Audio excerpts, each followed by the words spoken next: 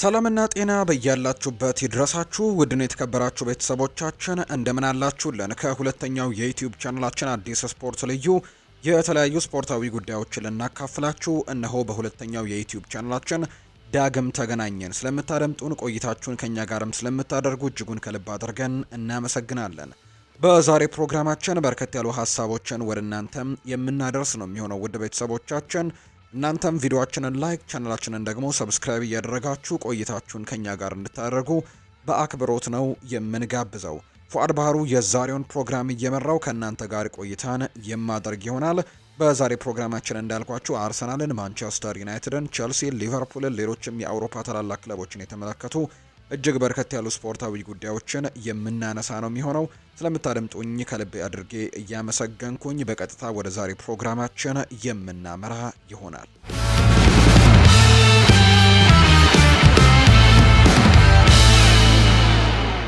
ማንቸስተር ዩናይትድ ማንኛውንም ተጫዋች በዝውውር መስኮት ለመሸጥ ተዘጋጅቷል ሲል ሳሙኤል ሉሃርስት አረጋግጧል።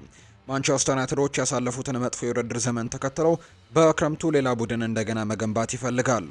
ማንቸስተር ዩናይትዶች በ51 ዓመታት ውስጥም ላስመዘገቡት የክለቡ አስከፊ የውድድር ዘመን ምላሽ ለመስጠት ለማንኛውም ተጫዋች በዚህ ክረምት ለዝውውር ጥያቄ ከቀረበላቸውም ግምት ውስጥ ያስገባሉ ተብሎ ይጠበቃል። በኮንትራት ላይ ያሉ የዩናይትድ ተጫዋቾች አንዳቸውም እንግዲህ በመጪው የውድድር ዘመን በክለቡ እንደሚቆዩ ሙሉ በሙሉ እርግጠኛ እንዳልሆኑ በርካታ ምንጮች ይናገራሉ። የዩናይትድ ውሳኔ ሰጪዎች የትኛውንም ተጫዋች ቡድኑ በከባድ ሁኔታ ውስጥ ሆኖ ካጠናቀቀ የውድድር ዘመን በኋላ እንደማይነኩ መቁጠር እንደሌለባቸው ነው የተወሰነው። ጋርናቾና ብሩኖ ፈርናንዴዝ የወደፊት ጣፈንታቸው ጥርጣሬ ውስጥ ነው። የ30 ዓመቱ ፈርናንዴዝ ከሳዑዲ ፕሮ ሊግ ክለብ አልሂላል ከፍተኛ ጥያቄ ቀርቦለታል። ዩናይትድ በ35 ዓመታት ውስጥም ለሁለተኛ ጊዜ ወደ አውሮፓ ውድድር ማለፍ ሳይችል የቀረ ሲሆን ክለቡ 180 ሚሊዮን ፓውንድ የሚጠጋ ሽልማት፣ የጨዋታ ቀን ገቢና ከስፖንሰርሺፕ ገንዘብም ያጣል። ክለቡ በውድድር ዘመኑ መጀመሪያ ላይ ለደጋፊዎች ቡድን የፕሪሚየር ሊጉን የትርፋማነትና የዘላቂነት ሕግን በመጣስ አደጋ ላይ መሆናቸውን አምነዋል። ነገር ግን አንዳንድ ተጫዋቾች ከክረምት በኋላ ለክለቡ እንደሚቆዩ እርግጠኛ ናቸው። ዩናይትዶች 19 ዓመቱን ተከላካይ ሌኒ ዮሮን በ70 ሚሊዮን ዩሮ ከሊል እንግዲህ ባለፈው ክረምት የገዙ ሲሆን አማድ በጥር ወር የ5 ዓመታት ተኩል ኮንትራት ፈርመዋል። ፓትሪክ ዶርጉና አይደን ሄቨን የተቀላቀሉት በጥር ተጫዋቾች የዝውውር መስኮት ብቻ ነው። እነኚህ ወጣት ተጫዋቾችም የመቆየት እድላቸው ሰፊ ነው። አንድሬ ኦናና በዩናይትድ መቆየት ይፈልጋል።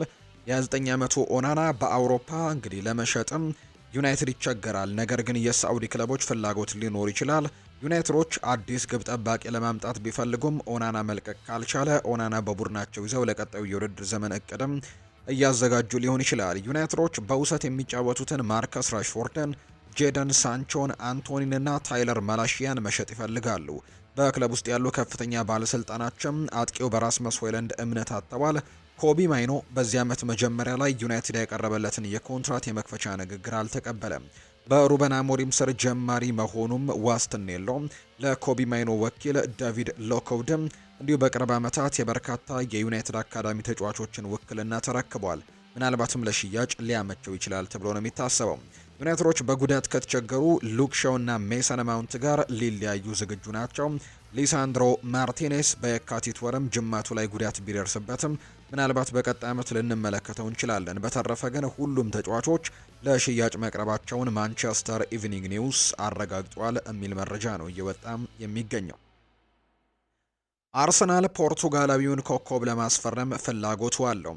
የአርሰናል ስፖርቲንግ ዳይሬክተር አንድሪያ ቤርታ ከኤሲ ሚላን የክንፍ መስመር ተጫዋች ራፋኤል ሊያው ጋር በክረምቱ ወደ ኤምሬትስ እንዲመጣም ተወያይተዋል። ተጫዋቹ የሚጠይቀው ዋጋ በእጅጉ ቀንሷል። አርሰናሎች በዚህ ክረምት ለፖርቱጋላዊ አጥቂ ከለንደን ተቀናቃኝ ቼልሲ ጋር እየተፎካከሩ ሲሆን ሚኬል አርቴታ ከሌላ ዋንጫ አልባ እንግዲህ የውድድር ዓመት በኋላ በኤምሬትስ የአጥቂ አማራጮቹን ለማጠናከር እየፈለገ ነው። የፊት መስመር ተጫዋቾች እጥረት ክለቡ ምንም አይነት እንግዲህ ዋንጫ ላለማሸነፍ ዋነኛ ምክንያት ሲሆን ጋብሪኤል ሄሱስና ካይ ሃቨርትስ በውድድር ዘመኑ አጋማሽ ላይም ከሜዳ መራቅም ትልቅ ምክንያት ሆኗል። ሆኖም ግን በዚህ ክረምት በሰሜን ለንደን ነገሮች ለመቀየር ብዙ ተጫዋቾች እየተያዙ ሲሆን ራፋኤል ሊያውም አንደኛው እንደሆነ ይነገራል። እንደ ፉት መርካቶ ዘገባ ከሆነ አርሰናሎች ራፋኤል ሊያውን በክረምቱ እጩዎች ውስጥም ማስቀምጠውታል። ቤርታ አስቀድሞ ከ25 ዓመቱ ተጫዋች ጋር ስለ ዝውውር ለመወያየትም ተገናኝቷል። ዘገባው አክሎም ቸልሲዎች ራፋኤል ሊያውን ለማስፈረም ፍላጎት እንዳላቸው ይገልጻሉ። ምክንያቱም በመስመር አጥቂነት መጫወት እንደሚችል አጥቂ ለማየትም በገበያው ላይ ይገኛሉ ተብሎ ስለሚታሰብ ነው። በሚላን ሽያጭ ላይ ያለውን አቋም በተመለከተ ራፋኤል ሊያው ለመሸጥም ክፍት ናቸው። 80 ሚሊዮን ዩሮ ክፍያም ይጠይቃሉ። ይህ ቁጥር ቀድሞውኑ 100 ሚሊዮን ዩሮ ዋጋ የቀነሰ ይመስላል። የጣሊያኑ ቡድን በሚቀጥለው የውድድር ዘመንም በቻምፒየንስ ሊግ ውስጥ ስለሌሉ የገቢ ማሽቆልቆል ስለሚኖር በዚህ ክረምትም ቢያንስ አንድ ቁልፍ ተጫዋች እንዲሸጡ ግፊት ይደረግባቸዋል ተብሎ ነው የሚታሰበው። ለቤርታና ለአርሰናል የአውሮፓ ባለተሰጦችን በተመጣጣኝ ዋጋ ማግኘት ትልቅ ኢላማ ነው። ምንም እንኳን ራፋኤል ሊያው በዚህ ክረምትም በክለቡ ፍላጎት ላይ ብቸኛው አጥቂ ተጫዋች ባይሆንም፣ በተጨማሪም አርሰናሎች ሮድሪጎን ለማስፈረምም የመጀመሪያ ንግግር ማድረጋቸው ተዘግቧል። ሪያል ማድሪድ በክንፍ ተጫዋቹ ላይ 80 ሚሊዮን ዩሮ እንደጠየቀ ጭምር ነው መረጃዎች እያሳዩ የሚገኙት። ፔፕ ጓርዲዮላ የወልቭሱን ኮከብ ይፈልገዋል። ፔፕ ጓርዲዮላ አዲስ የግራ መስመር ተከላካይ ለማስፈረም ሲፈልግ ማንቸስተር ሲቲዎች የወልቭሱን ኮከብ ሮያን አይት ኑሪን ለማስፈረም ጥያቄ አቅርበዋል። ነገር ግን ሲቲዝኖቹ የፊርማውን ፉክክር አለባቸው።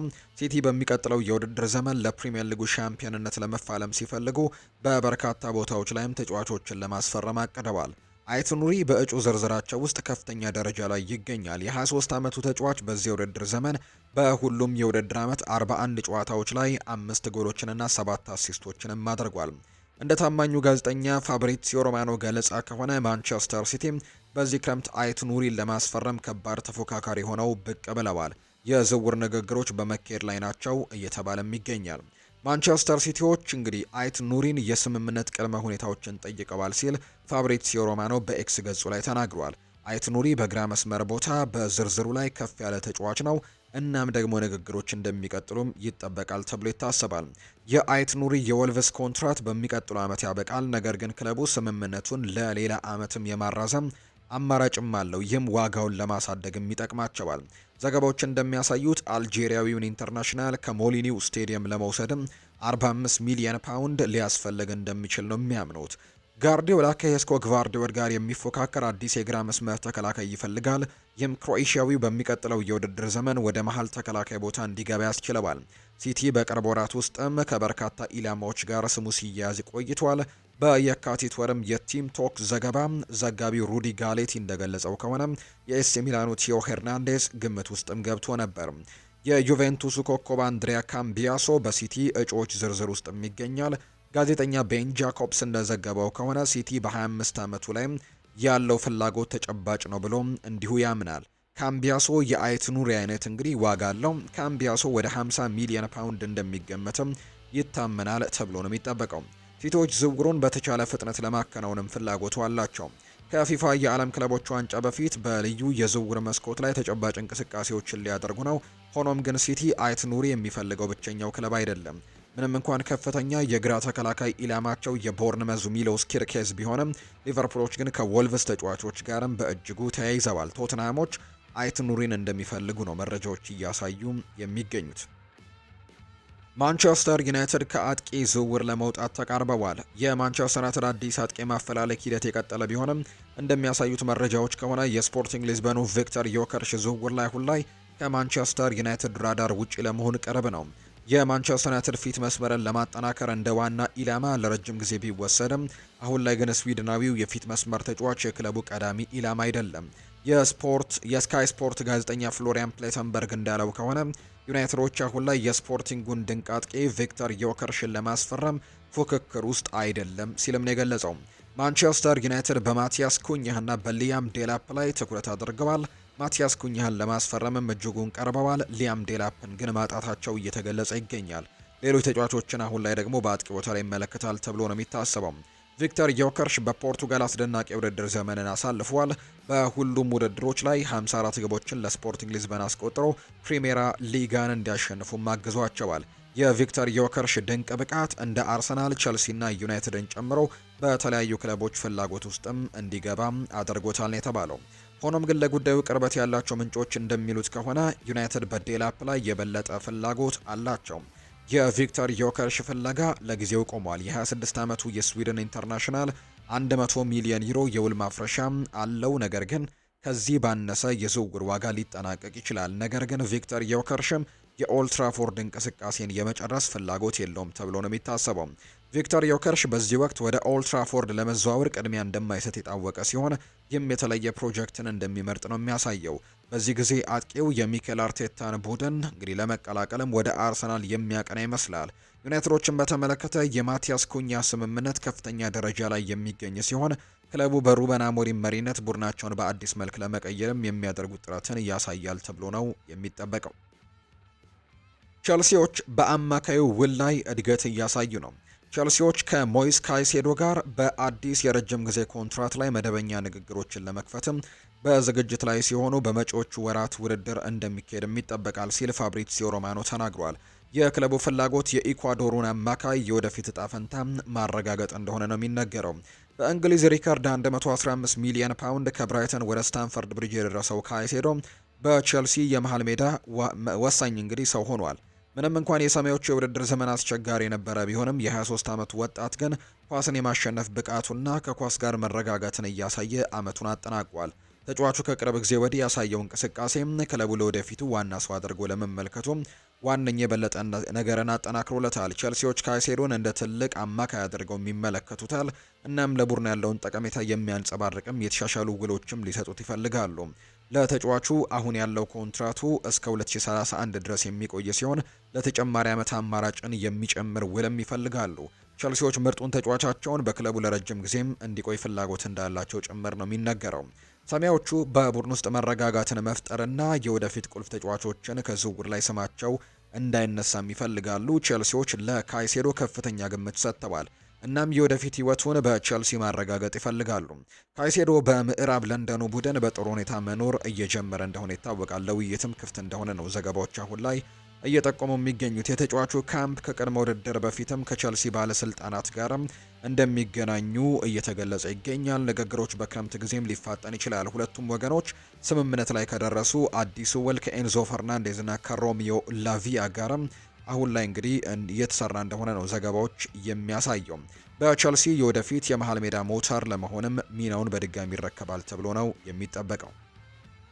ሊቨርፑል እና ኒውካስል ዩናይትድ ለደቡብ አሜሪካዊው ተጫዋች ፍላጎት እያሳዩ ነው። ኒውካስል ዩናይትዶች የአትሌቲኮ ማድሪዱን የቀይ መስመር ተከላካይ ኑሄል ሞሊናን ለማስፈረም ፍላጎታቸውን የገለጹ ሲሆን ሊቨርፑል እና ሌሎች የአውሮፓ ክለቦችም ተጫዋቹን በቅርበት ይከታተላሉ።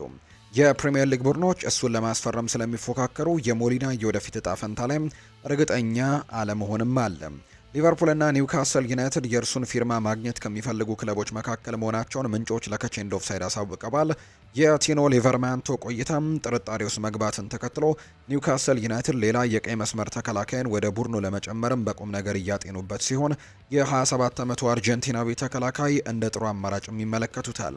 የሴሪኤ ቡድኖች በሞሊና ላይ ከፍተኛ ፍላጎት እያሳዩ ነው። ኢንተር፣ ዩቬንቱስ እና ሮማ በተለይ ደግሞ እሱን ወደ ጣሊያን የመመለስ እድልን እየተመለከቱ ነው። እነዚህ ክለቦች በኡዲኒዜ ያሳለፈውን ስኬታማ ቆይታ ስለተመለከቱት ወደ ሴሪኤ ሊመልሱትም ይፈልጋሉ። ዲየጎ ሲሞኔ የሞሊናን የወደፊት እጣ ፈንታ ለመወሰን ረገድም ወሳኝ ሚናን ይጫወታል ተብሎ ነው የሚጠበቀው። አትሌቲኮ ማድሪድ እሱን ለመሸጥ ከወሰነ ለአርጀንቲና የቀኝ ተከላካይ ይፋዊ ጥያቄን በቅርቡ ብቅ ሊሉም ይችላሉ ተብሏል። ሞሊና ፉክክር ባለው ፕሮጀክትና ዋንጫዎችን የማሸነፍ እድሉ ሰፊ በሆነ ቡድን ውስጥም መጫወት እንደሚፈልግ ተዘግቧል። አትሌቲኮ ማድሪድ ተጫዋቹን ለመሸጥ ከመረጠ ከ30 እስከ 35 ሚሊዮን የሚደርስም ዋጋዎችን ይጠብቃሉ ተብሎ እንደሚታሰብ ነው መረጃዎች እየወጡ የሚገኙት። ኒውካስል ዩናይትድ ተጫዋቹን ለማስፈረም ይፋዊ የዝውውር ጥያቄን ሊያቀርቡ ነው። ኒውካስሎች የቻምፒየንስ ሊግ ቦታን ማግኘታቸውን ያረጋገጡ ሲሆን በሚቀጥለው እንግዲህ ዓመትም በዚህ ውድድር ላይ ስለሚኖሩ አሁን ላይ እንግዲህ ትልቅ እንቅስቃሴን በአውሮፓ ጥሩ እንቅስቃሴን ለማድረግም በርካታ አማራጮች ያለውን ቡድን መገንባት ይፈልጋሉ። ልምድ ያካበተው የዓለም ዋንጫው አሸናፊ ለእነሱ ደግሞ በጣም ጠቃሚ ግዢ ሊሆን እንደሚችል ነው በርካቶች የሚያምኑት። ጋሪ ኔቨል ማንቸስተር ዩናይትድ ጋርናቾና ኮቢ ማይኖን መሸጥ የለበትም ሲል ይናገራል። አሌሃንድሮ ጋርናቾና ኮቢ ማይኖ በፕሪሚየር ሊጉ ምርጥ ወጣት ተጫዋቾች መሆን ስለሚችሉ የቀድሞ ማንቸስተር ዩናይትድ ኮከብ ጋሪ ኔቨል ክለቡን እንዳይሸጣቸው አስጠንቅቋል። የቲም ቶክ የዝውውር ዘጋቢ ፍሌዘር ፍሌቸር እንዳለው ከሆነ ጋርናቾ ተጨማሪ መደበኛ የመጫወቻ ጊዜያቶችን ፍለጋ የማንቸስተር ዩናይትድን ለመልቀቅ ፍቃደኛ ነው። አርጀንቲናዊ ኢንተርናሽናል የክም ተጫዋች በዩሮፓ ሊግ ፍጻሜ ጨዋታ ከቶትናም ጋር ባደረገው ጨዋታ ላይ ከማንቸስተር ዩናይትድ የመጀመሪያ አስተላለፍ ውጪ በመውጣቱ የተሰማውን ቁጭት በአደባባይ ገልጿል። ኔቭልም ስለ ሁለቱ ተጫዋቾች ሲናገር ሩበን አሞሪም ሊቆይ ነው፣ ጥሩ ነው፣ 100 ሚሊዮን ፓውንድም ሊሰጡት ነው። በክረምት ላይ እንግዲህ ወጪን ለማድረግም ተጫዋቾችን ለመልቀቅም ይገደዳሉ። ያንን ገንዘብ ለመሸፈን ደግሞ ማን መልቀቅ እንዳለበት እጠይቃለሁ። ወጣት ተጫዋቾችም ሊለቁ እንደሚችሉ ገምታለሁ ሲልም ጭምር ነው የተናገረው። ጋርናቾን ሊሸጡ ነው፣ ኮቢ ማይኖ ሊሸጥ ነው፣ ራሽፈርድ ሊሸጥ ነው፣ ማክቶሚኔ ሄዷል። ምናልባት ሁሉም ትክክለኛ ውሳኔዎች ናቸው። ነገር ግን በእግር ኳስ ክለብ ውስጥ ከአካዳሚ የወጡ ተጫዋቾች ሁሌም መልቀቅ አግባብ አይደለም። በሁሉም ክረምት ይህንን ከተመለከትን በቡድን ውስጥ እንግዲህ አንድ መሰረታዊ ስህተት አለ ማለት ነው። ሶስት ነገሮችን እናገራለሁ። ማንቸስተር ዩናይትድ በቀጣይ ዓመት ብዙ ጨዋታዎችን ማሸነፍ አለባቸው። ከአካዳሚ የወጡ ወጣት ተጫዋቾችን ማጫወትም አለባቸው። እናም አዝናኝ እግር ኳስንም መጫወት አለባቸው። ያ ነው ትልቁ ፍላጎቴ። እነዚህ ሶስት ነገሮች ለድርድር የማይቀርቡ ናቸው። አሸናፊ ቡድን ወጣት ተጫዋቾችን ማፍራትና አዝናኝ እግር ኳስን እንዲጫወቱ ማድረግም ሲልም ጭምር ነው እንዲሁ የተናገረው። አላን ሺረር በአሌክዛንደር ኢሳክ ቆይታም ተማምኗል። የኒውካስል ዩናይትዱ የቀድሞ ድንቅ ተጫዋች አላን ሺረር በሊቨርፑልና አርሰናል በሚፈለገው አሌክዛንደር ኢሳክ ጉዳይ በክረምቱ እንደሚቆይ እርግጠኛ ነኝ ብሏል። አሌክዛንደር ኢሳክ በቅርብ ወራት ውስጥ ከሴንት ጄምስስ ፓርክ መውጣት ጋር በጥብቅ የተገናኘ ሲሆን አርሰናልና ሊቨርፑል ፊርማውን ይፈልጋሉ። ሆኖም ግን አለን ሺረር የኒውካስል ዩናይትድ የስዊድኑን ኢንተርናሽናል በዚህ ክረምት ማቆየት እንደሚችል ያምናል። ማክፓይሶቹ ለቻምፒየንስ ሊግ መብቃታቸውን ተከትሎ ውድ ሀብታቸውን ለመሸጥም እንደማይቸገሩ አስረግጦ ተናግሯል። ስለሆነም ደጋፊዎች በአሌክዛንደር ኢሳክ ጉዳይ ላይ ዘና እንዲሉም እፈልጋለሁ ሲል የተናገረው እሱን ማቆየት አለብን። ያንን ደግሞ የኒውካስል ዩናይትድ ሰዎች ያደርጉታል። ለዚህም በጣም እርግጠኛ ነኝ። በዚህ ዓመት ስኬታማነታቸውን ተከትሎ አሌክዛንደር ኢሳክን ሊያቆዩት ይገባል። የቻምፒየንስ ሊግ እግር ኳስንም እንዲሁ አሁን ላይ አግኝተዋል። አሁን በአእምሬ ውስጥ የትኛውን ቦታ ላይ እንደማይሄድም ስለማምን ምንም ስጋት የለብኝም ሲልም ጭምር ነው የተናገረው። በሚቀጥሉ ዓመት የኒውካስል ዩናይትድ ተጫዋች ይሆናል፣ ምክንያቱም እሱ በጣም ጥሩ ተጫዋች ነው። ቡድኑን በሚቀጥሉ ዓመትም አንድ እርምጃ እንደሚያሳድገው ማምናለው። በክረምቱ ከሚደረጉ ፊርማዎች ጋር ተጨምሮ አሌክዛንደር ኢሳክ ቀጣይ ሲዝን የተሻለ ዓመትም በኒውካስል ዩናይትድ ይኖረዋል ሲልም ጭምር ነው የተናገረው። አሌክዛንደር ኢሳክ በዚህ ጊዜ በኤዲሃው ኒውካስል ዩናይትድ አስደናቂ የውድድር ዘመንን አሳልፏል። እናም በፕሪሚየር ሊጉ ሁለተኛ ከፍተኛ ግብ አስቆጣሪ ነበር። በዘንድሮ የውድድር ዘመን በ34 የፕሪሚየር ሊግ ጨዋታዎችም 23 ጎሎችን ያስቆጠረ ሲሆን ለፕሪሚየር ሊግ የወቅቱ ምርጥ ተጫዋች ሽልማትም ታጭቷል። በቅርቡ የስዊድን ኢንተርናሽናል ከሁለቱ አርሰናል እና ሊቨርፑል ጋርም በጥብቅ ተቆራኝቶ እንደነበር ነው መረጃዎች እያሳዩም የሚገኙት። ማንቸስተር ዩናይትድ ሌላኛውን የካሪንግተን ምሩቅ ሊሸጥ እንደሆነ እየተነገረ ነው። ማንቸስተር ዩናይትዶች ኮቢ ማይኖን በዚህ ክረምት ለመሸጥ ፈቃደኞች እንደሆኑ ተዘግቧል። ማንቸስተር ዩናይትድ የ20 ዓመቱን አማካይ ከኦልትራፎርድ ለመውሰድም 55 ሚሊዮን ፓውንድ ይፈልጋሉ። ዘሰን እንደዘገበው ኮቢ ማይኖ በማንቸስተር ዩናይትድ ቡድኑን እንዲለቁ ከሚፈለጉ ተጫዋቾች መካከል አንደኛው ነው ተብሏል። የአካዳሚው ምርት ሽያጩ እንደ ንጹህ ተርፍም ሽያጭ ይቆጠራል። በፒኤስአር ስሌትም ውስጥ እንግዲህ ክለቡን ይረዳል። የእንግሊዙ ህትመት እንደዘገበው ማንቸስተር ዩናይትዶች በፋይናንሻል ችግር ውስጥ እንዳሉና ጥቂት ትልልቅ ሽያጮችንም እንግዲህ ሳያደርጉም ቡድናቸውን መልሰው መገንባት አይችሉም። ለሩበን አሞሪም ቡድን ወሳኝ ያልሆኑ ተጫዋቾችን ለመሸጥም እንቅስቃሴ ላይ እንዳሉ ነው የሚነገረው። ቸልሲና ባየር ሚኒክ የመሃል ክፍላቸውን ለማጠናከር ሲፈልጉ ከኮቢ ማይኖ ጋር ተገናኝተዋል። የዓመቱ ተጫዋች በጥር ወርም ለገበያ ቀርቦ ነበር። ነገር ግን ከማንቸስተር ፍላጎት ጋር የሚቀራረብ ዋጋ ያቀረበ የለም ነበር። ከኮቢ ማይኖ በተጨማሪ አሌሃንድሮ ጋርናቾ ሌላው የአካዳሚ ምርት ሆኖ ዩናይትድን ለመሸጥ የተዘጋጀው ተጫዋች ነው።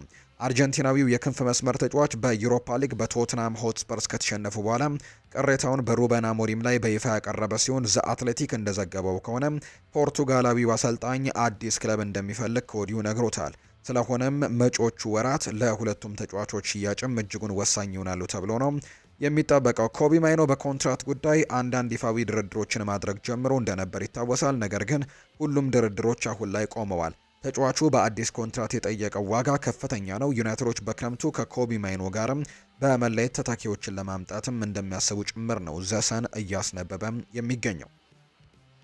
ናፖሊ 3 ተጫዋቾችን እየተመለከተ ነው። ናፖሊ በክረምቱ የመስመር አጥቂ ክፍላቸውን ለማጠናከር አይናቸውን በሁለቱ የፕሪሚየር ሊግ ተጫዋቾች ላይ አድርገዋል ሲል ቲም ቶክ ዘግቧል። የጣሊያኑ ቡድን ለቀጣዩ የውድድር ዘመን አዲስ ፈራሚዎችን ለማስፈረምም በመዘጋጀት ላይ ናቸው። የጣሊያኑ ሻምፒዮን ናፖሊ የግራ ክንፍ ቦታውን ማጠናከር ይፈልጋል። በተለይም ክቪቻ ክቫራስኬሊያን በጥር ወር ከሄደ በኋላ ይህንን ቦታ ትልቅ ክፍተት አለበት። በናፖሊ ከሚፈለጉት ውስጥም ሄሱስ ሮድሪጌስ ከሪያል ቤቲስ አንደኛው ነው። ከስፔን ክለብ ጋርም ውይይቶች ተጀምረዋል። ነገር ግን ሮድሪጌስ ብቸኛው አማራጭ አይደለም። ናፖሊም ከፕሪምየር ሊግ 2 ተጫዋቾችን እየተመለከተ ነው። የመጀመሪያው የኖቲንግሃም ፎረስቱ ካሉም ሃንሰን ኦዶይ ነው። ኦዶይ እስከ 2026 ኮንትራት ያለው ሲሆን ከኖቲንግሃም ፎረስት ጋርም ጠንካራ የውድድር ዘመንን አሳልፏል። የሚድላንዱ ክለብም በቻምፒየንስ ሊግ ተሳታፊ ባለመሆኑ ሃንሰን ኦዶይ እንደ ናፖሊ ያለ የዋንጫ አሸናፊ ቡድንን በመቀላቀል እድሉንም ሊፈልግ ይችላል ነው የተባለው።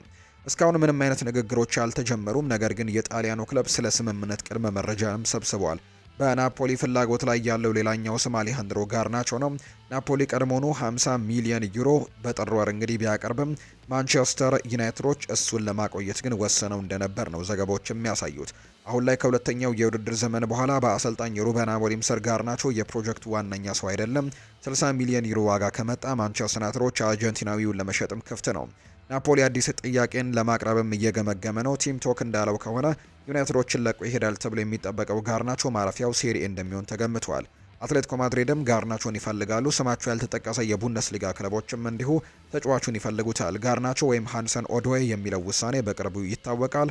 በተጨማሪም የናፖሊ ፕሬዝዳንት የማንቸስተር ሲቲውን አማካይ ኬቨን ደብሮይናንም እንደሚፈልጉ ጭምር ነው እየተገለጸ የሚገኘው።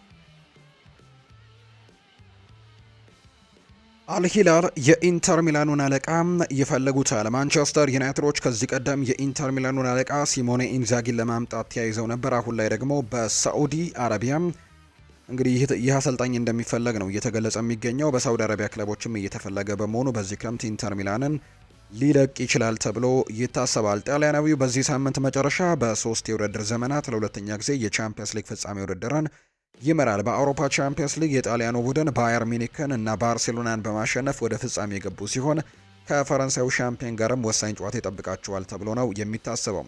ኢንዛጊ በአውሮፓ ዙሪያ ካሉ ሌሎች አሰልጣኞች ጋር ተመሳሳይ የገንዘብ ክፍያን አያገኝም። ስለሆነም ወደ አልሂላል ለመሄድም ሊፈተን ይችላል። የሳዑዲ ቡድን ትልቅ ሀብት ያላቸውና ጣሊያናዊ አሰልጣኝም እንዲሁ ለመሾምም ይፈልጋሉ ሲል ነው ዘ ታይምስ የዘገበው። ማንቸስተር ዩናይትድ እና ቸልሲዎች እንግዲህ ኢንዛጊን ለማስፈረምም ከዚህ ቀደም ተገናኝተው ነበር። ነገር ግን በጣሊያን መቆየትን መርጧል። የቀድሞ የላትሲዮ አለቃ ቀደም ሲል በሳንሴሮ የአውሮፓ ምርጥ ቡድንን እየመራ እንደሆነ ተናግሮ ነበር። ኢንተር በኢንዛጊ ስርም ለትልልቅ ክብሮች ተወዳድረዋል። ነገር ግን ለወደፊቱ አሰልጣኝ ለመልቀቅም ከወሰነም ለመልቀቅ ክፍት እንደሆኑ የተነገራቸው። ኢንዛጊ ወደ ኢንተር ከማምራቱ በፊት በላትሲዮ የኮፓ ኢታሊያ ዋንጫን ወስዷል። በኢንተር በሴሪኤን አሸንፏል። ነገር ግን የኤሪክ ቴን ሃግ ምትክ ፍለጋ ዩናይትዶች ቢፈልጉም ውድቅ አድርጎ ነበር። በክረምቱ ምናልባትም የኢንተር ሊቆይ አሊያም ደግሞ ወደ ከበርቴዎቹ መንደር ሳዑዲ ሄዶ ከፍተኛ ክፍያን መቀበል ሊጀምር እንደሚችል የሚያሳዩ መረጃዎች ናቸው እየወጡ የሚገኙት። በኒውካስል ዩናይትድ ትልቅ ዝውውር እንግዲህ በክረምት ይጠበቃል ተብሏል። የሪያል ማድሪዱ የፊት መስመር ተጫዋች ሮድሪጎን ለማስፈረም ኒውካስል ዩናይትድም አቅደዋል። ሮድሪጎ በዓለም ላይ ካሉ ምርጥ የመስመር አጥቂዎች አንደኛው ሲሆን ከ2019 ጀምሮ በማድሪድ ቤትም ይገኛል። የ24 ዓመቱ ብራዚላዊ ኢንተርናሽናል በሎስ ብላንኮቹ እስካሁን ባለው ቆይታ ላሊጋ፣ ኮፓ ዴል ሬና ቻምፒየንስ ሊግ ዋንጫን አሸንፏል። ሆኖም ግን ሮድሪጎ በማድሪድ ሙሉ በሙሉ ደስተኛ አይደለም። በክረምቱ የዝውውር መስኮት ሊለቅ ይችላል የሚሉ አስተያየቶች አሉ። በቡድን ውስጥም ኬሊያን ምባፔና ቪኒሲዮስ ጁኒየር በመኖራቸው ሮድሪጎ በዚህ ሲዝን ሁል ጊዜ በሚወደው ግራ ክንፍ ላይ መጫወት አልቻለም። በአዲሱ የማድሪድ አለቃ ሻቪ አሎንዞ ነገሮች ሊለወጡ ይችላሉ ቢባልም ነገር ግን ኒውካስል ዩናይትድ ለሮድሪጎ ፍላጎት ማሳየት ጀምረዋል። እንደ ፌጂያስ ዘገባ ከሆነ ኒውካስል ዩናይትድ በዚህ ክረምት ከ200 ሚሊዮን ዩሮ በላይ ከፍተኛ የዝውውር ኢንቨስትመንት ለማድረግም በዝግጅት ላይ ናቸው። ሮድሪጎም ከአራቱ ዋና ኢላማዎች አንዱ አድርገው ለይተውታል። የስፔንና የአውሮፓ ሻምፒዮናዎች ሮድሪጎ በ80 ሚሊዮን ዩሮ ለመሸጥም ፈቃደኞች እንደሆኑ ተነግሯል። ኒውካስል ዩናይትድ ለ24 ዓመቱ ተጫዋችም ጥያቄ ማቅረብ ይፈልጋሉ። የፕሪሚየር ሊጉ ክለብም ከፍተኛ የዝውውር ክፍያን መክፈል ብቻ ሳይሆን ለሮድሪጎም ብዙ ደሞዝ ለማቅረብም ፍላጎት አላቸውን የተባለው። በኒውካስል ዩናይትድ ከሮድሪጎ በተጨማሪ የኤስፓኞል ግብ ጠባቂ ዮሃን ጋርሲያ፣ የሪያል ሶሴዳዶ የቀይ መስመር ተከላካይ ዦን አራምቡሩ እና የባርሴሎናው የፊት መስመር አጥቂ ፌራን ቶሬስ ኒውካስል ከሚፈልጋቸው ሌሎች 3 ተጫዋቾች መካከል ናቸው።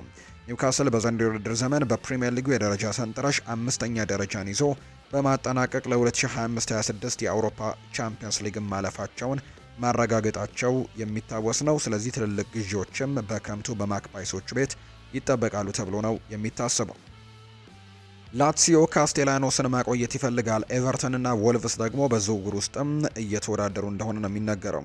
በካስቴላኖስ ጉዳይ ብዙ ቢነገርም በአሁኑ ጊዜ ግን ኤቨርተን ወይም ወልቭስ ለታተይ ካስቴላኖስ ፍላጎታቸው የቀዘቀዘ እየሆነ እንደመጣ ይነገራል። ሁለቱም የፕሪሚየር ሊግ ክለቦች በዚህ ክረምት የአጥቂ መስመራቸውን ለማጠናከር አቅደዋል። ነገር ግን አርጀንቲናዊው አጥቂ በእነሱ ዝርዝር ውስጥ አሁን ላይ አይገኝም። የተጫዋቹ ስም በሁለቱ የፕሪሚየር ሊግ ቡድኖች እየተነሳ ነበር፣ ነገር ግን ካስቴላኖስ በዚህ ደረጃ ክትትል እየተደረገበት ግን አይደለም። በሌላ በኩል ላትሲዮ ካስቴላኖስን የወደፊት ወሳኝ አካል አድርገው ይመለከቱታል። የጣሊያኑ ክለብ እንደ ከፍተኛ ደረጃ አጥቂም ይቆጥረዋል የተባለው ላትሲዮ አሁን ላይ እንግዲህ አጥቂውን በዚህ ክረምትም ሊሸጡት ምንም አይነት እቅድ የላቸውም። ነገር ግን ሽያጩ ግዴታ ከሆነ ግን ላትሲዮ ከ40 ሚሊዮን ዩሮ በታችም ጥያቄዎች ለማዳመጥ ክፍት አይደሉም። ካስቴላኖስ በጣሊያን ከደረሰ በኋላ ያለማቋረጥ እያደገ በመሄዱ የአርጀንቲና ብሔራዊ ቡድን ጥሪንም አግኝቷል። ከዚህ በላይ ደግሞ ከላትሲዮ ጋር እስከ 2028 የሚያቆየው ኮንትራት ያለው ሲሆን ይህም የጣሊያኑ ክለብ ጠንካራ አቋም ላይ እንዲገኝም አድርጎታል። ለመሸጥ ምንም አይነት ጫና የለባቸውም። ተጫዋቹም በክለቡ የሚጫወተው ሚና ደስተኛ ነው። ስለሆነም የመቆየቱ ፍላጎቱ በተጫዋቹም ጭምር እየተፈለገ ነው። ምንም እንኳን ላትሲዮ በሚቀጥለው የውድድር ዘመን የአውሮፓ እግር ኳስ ላይ ባለመኖራቸው ነገሮች ሊለወጡ ይችላሉ ቢባልም ተጫዋቹን ለማቆየት ዝግጁ ናቸው። አሁን ላይ ሁለቱ የፕሪሚየር ሊግ ቡድኖች ኤቨርተን እና ወልቭስ ከዝውውር ውጪ የሆኑ ክለቦች እንደሆኑ ነው መረጃዎች እያሳዩ እንደሚገኙ የተጠቆመው። ውድና የተከበራቸው ቤተሰቦቻችን ለዛሬ ያዝንላችሁ አዳዲስ ስፖርታዊ ጉዳዮቻችን እነዚህን ይመስላሉ። ስላደመጣችሁን ቆይታችሁን ከኛ ጋርም ስላደረጋችሁ እጅጉን ከልብ አድርገን እናመሰግናለን። ቪዲዮአችንን ላይክ፣ ቻናላችንንም ሰብስክራይብ እያደረጋችሁ ቆይታችሁን ከኛ ጋር ስላደረጋችሁ ላቅ ያለ ምስጋናችንን ለእናንተ ማቅረብ እንወዳለን። ፉአድ ባሩ የዛሬውን ፕሮግራም እየመራው ከእናንተ ጋር ቆይታን አደረግኩኝ። በቀጣይ ፕሮግራሞቻችን ሌሎች ርዕሰ ጉዳዮችን ይዘን ዳግም ተመልሰን የምንገናኝ ይሆናል። ፉአድ ባሩ ፕሮግራሙን እየመራው ከእናንተ ጋር ቆየውኝ። በቀጣይ ሌሎች ፕሮግራሞችን ይዘን ዳግም እንገናኛለን። መልካም ጊዜ እንዲሆንላችሁ ነው በአክብሮት የምመኘው።